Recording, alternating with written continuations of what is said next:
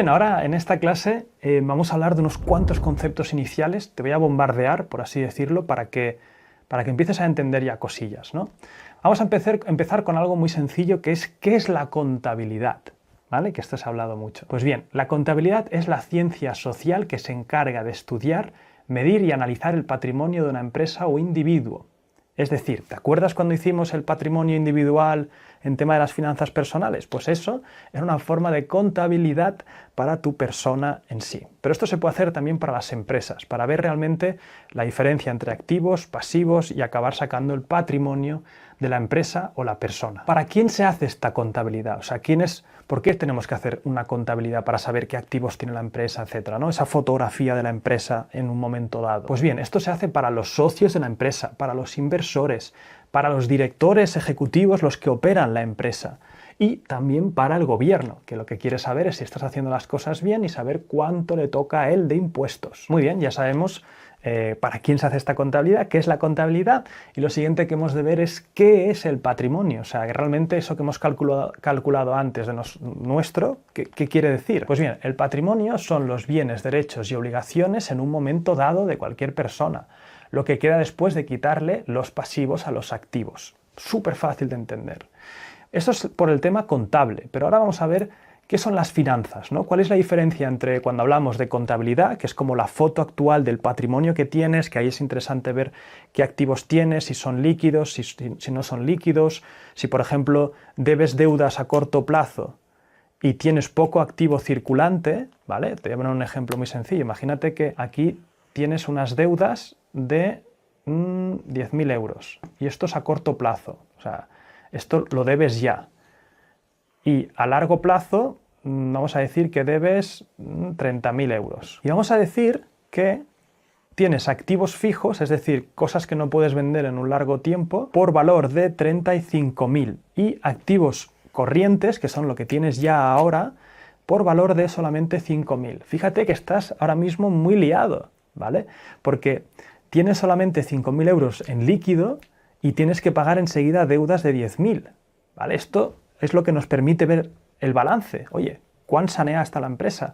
¿Cuántos activos circulantes tienes? ¿Cuántos pasivos? ¿Qué tienes que devolver rápido? ¿Vale? Eso es el estado actual para ver las cosas ahora. ¿Pero qué tiene que ver la contabilidad con las finanzas? Pues bien, las finanzas, vamos a describirlas ahora, es la ciencia o el arte de administrar el dinero. Es el equilibrio que tienes que ir haciendo entre la liquidez, la rentabilidad futura y el riesgo asociado. Es decir, viendo la contabilidad actual, puedes hacer previsiones al futuro y entender qué hacer con estos datos, ¿vale? Eso es básicamente la diferencia. Contabilidad es la forma de ver ahora mismo qué está pasando o sea, la foto actual. Y las finanzas es qué hacer con esa información, hacia dónde vas, qué decisiones tomar, cómo vincularlo con la visión de futuro. ¿Sabes? Si tu visión es crear una empresa gigante, pues con las finanzas lo que harás es, bueno, pues vamos a reinvertirlo todo, vamos a controlar los ratios financieros que sean interesantes para seguir creciendo, etc.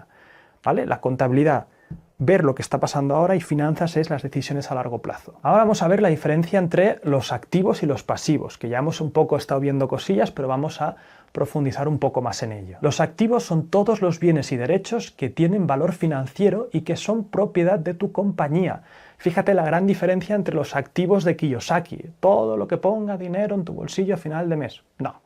Todos los activos realmente de una empresa son todos los bienes y derechos que tienen valor financiero y que son propiedad de tu compañía. Por ejemplo, un activo podría ser que un cliente te deba 20.000 euros. Eso es un activo, porque eso realmente es un dinero que te va a entrar, es tuyo, ¿no? O sea, todo lo que se vaya a convertir en líquido o se pueda convertir en líquido, en dinero rápido. Y los pasivos son las obligaciones que has contraído en el pasado, que no has pagado y que representan una deuda para tu compañía. El alquiler de un local, por ejemplo, no es un pasivo. O sea, que tú tengas que pagar cada mes 5.000 euros por un local, eso no es un pasivo, eso es un gasto, ¿vale? No un pasivo. Un pasivo son deudas que tiene tu empresa con otras personas o entidades. Además, en la parte del pasivo tenemos los pasivos corrientes, que son los que tienes que devolver rápidamente, los pasivos no corrientes, que es algo que tienes que dar a largo plazo, y luego tienes los fondos propios, ¿vale? En esta columna del pasivo también tendrías los fondos propios,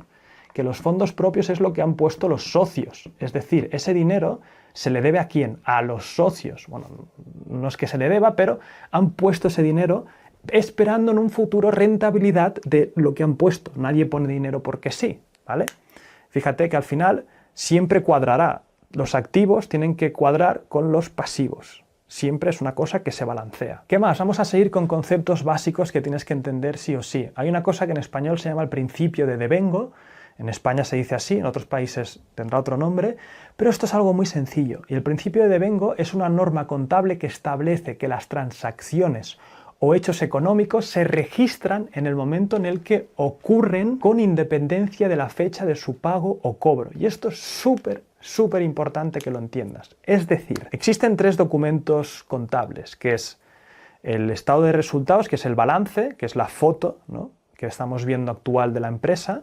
Luego tienes las pérdidas, el documento de las pérdidas y ganancias, el PIG, el Income Statement se llamaría en inglés, que eso refleja cada vez que se hace un ingreso, que alguien te ha pagado por algo, etcétera, se contabilizan los ingresos y los gastos que va haciendo la empresa, independientemente de cuándo se cobren. Es decir, un cliente te puede pagar 100.000 euros por una máquina que tú has creado y tú en el PIG vas a poner que has ganado 100.000 euros, pero a lo mejor ese cliente te dice que te lo va a pagar dentro de 60 días. Por lo tanto, hay que contabilizar un tercer documento que se llama el flujo de caja, que ahí vas a apuntar realmente solo lo que va a entrar en ese momento. Es decir, por mucho que en el PIG tú pongas que has ganado 100.000 euros, en el flujo de caja te da igual, ahí solamente vas a apuntar cuando te entra ese dinero en el banco. ¿Por qué es importante tener estos 2 documentos? Porque si no habrían problemas. Imagínate que solo te fijas en el PIG y tú dices, no, yo he ganado 100.000 euros. Por lo tanto, puedo invertir en volver a poner dinero en maquinaria, que me seguir produciendo inventario.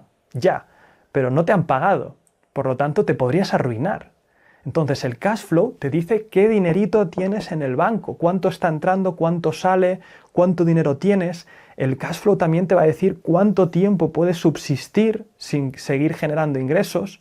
Es la tesorería, por así decirlo. Y el principio de devengo es importante entenderlo, porque igualmente tú al Estado tienes que presentarle tu PIG, lo que has ganado, independientemente si ese dinero entra o no en tu empresa. Vamos ahora a hablar de la diferencia entre costes y gastos. Es muy fácil de entender. Los costes son lo que pagamos por producir el producto, ¿vale?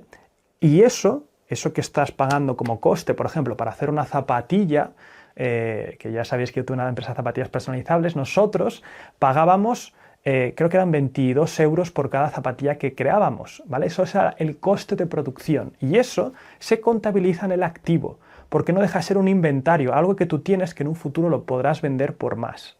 Y los gastos van al pasivo. Los gastos es todo lo que estás pagando tú para apoyar la producción de ese producto. Hay como diferentes formas de entenderlo, pero yo lo hago como por 3. Primero están los costes, ¿vale? Que esto es interesante porque los costes nos están diciendo, también se podrían, los COGS, si ves esta frase en algún sitio, se llama Cost of Goods Sold, ¿vale? Los costes de los productos vendidos. Esto es la primera parte, que es lo que nos cuesta hacer el producto. Y luego tienes gastos asociados a la operativa. Recordemos que un negocio realmente hace 3 cosas. Crea, ¿vale? Crea productos, 1, 2, o productos o servicios, crea algo, los intenta vender, y 3, da un soporte a toda la estructura. Por lo tanto, esta parte que es crear son los costes que van al activo, ¿vale? Porque realmente es una cosa que tú en un futuro podrás convertir en líquido. Empezamos a entender cosas, ¿eh? Y como es un coste, como es algo que tú puedes en un futuro vender y pasar de algo que has creado en un inventario a producir un dinero, va a la parte de activos. En cambio, en la parte 2 es los gastos para vender este producto. No es un gasto que conviertas en un futuro en líquido, sino que lo estás gastando y punto. Esto sí que va al pasivo. Y esto están los gastos asociados a las ventas, por un lado, y 3, los gastos asociados a la operación o administración, ¿vale? Todo lo que tenga que ver con, no sé, por ejemplo, tienes un departamento de financieros. eso es un gasto, estás dando soporte a la organización. Fíjate que de esta manera no estamos entrando en tanta profundidad de contabilidad y tal, no sé qué, pero te estoy dando una visión desde arriba muy interesante. Porque al final lo otro son matices de contables y el asiento contable de tal y no sé qué, pero a mí me interesa realmente que entiendas la perspectiva general, que te defiendas muy bien con estos conceptos abstractos grandes, ¿vale? Entonces, muy interesante la diferencia entre los costes y los gastos, que pueden ser por vender el producto y por la operación, sustentar, ¿no? Por ejemplo, soporte al cliente. Eso es un gasto de operación, ¿vale? Venga, vamos a continuar con este tipo de conceptos básicos para abrirte un poco la mente sobre este mundo financiero que a veces asusta. Y ahora vamos a hablar del coste de oportunidad. El coste de oportunidad es el coste de la alternativa a la que renunciamos cuando tomamos una determinada decisión, incluyendo los beneficios que podríamos haber obtenido de haber escogido la opción alternativa. Es decir, si estamos analizando dos opciones, la A o la B, ¿vale? Y para invertir nuestro dinero y nuestro tiempo, tomar la A, ¿vale? También deberíamos de entender que hay un coste asociado, que es no haber podido tomar la B. Por lo tanto, las decisiones de inversión de tiempo y de dinero no se tienen que calcular de manera unitaria y singular, sino que hay que tener en cuenta las otras opciones que tienes a tu disposición y que también podrían tener beneficios. Es decir, está muy bien que a ti te apasione tu proyecto, pero también tienes que calcular la rentabilidad que te va a dar y compararlo con otras cosas que también podrías hacer. El coste de oportunidad nos dice que, oye, ojo, porque si este proyecto da un 15% y este está dando un 18%, hay un coste de oportunidad de no tomar la opción secundaria. El coste de oportunidad es un concepto un poco abstracto, simplemente quiero que entiendas que, oye, las decisiones de inversión no solamente van, me fijo en esta y punto, sino que tienes que ver, pues por ejemplo, si hay muchas opciones en el mercado de tu dinero, rentarlo un 7% y te das cuenta de que tu emprendimiento como mucho te va a dar un 8%, oye, y encima tiene más riesgo asociado, te estarás dejando de lado otras oportunidades. Venga, vamos a continuar. Otro concepto básico que quiero que entiendas es la diferencia entre rentabilidad y beneficio. Es decir, la rentabilidad es un porcentaje.